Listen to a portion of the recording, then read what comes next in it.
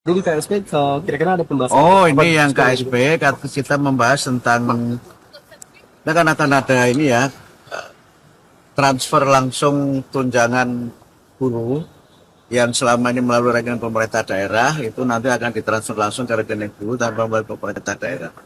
Tadi membahas tentang itu aja. Teknisnya bagaimana, waktunya kapan.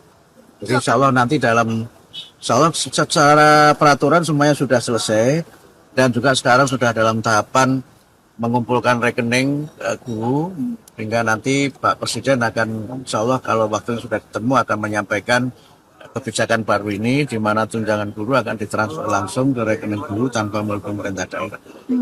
Berarti itu kira-kira kapan Pak? Ini sedang kami cari waktunya hari ini. Mudah-mudahan nanti kalau sudah ada jadwal dari beliau akan bisa kami sampaikan kepada teman-teman media. Tapi aturannya sendiri apa? Sudah selesai semua aturannya. Udah ditandatangan presiden. Sudah semua. Aturannya tidak perlu sampai presiden. Jadi tanda tangannya di kementerian. Tinggal dijalankan aja berarti ya? Iya, iya. Karena Tinggal bagian nunggu dari hari kue-kuen Pak Presiden. Insya Allah kami belum tahu waktunya. Sementara memang kami minta tanggal 20. Tapi nanti pastinya menyesuaikan dengan jadwal Bapak Presiden.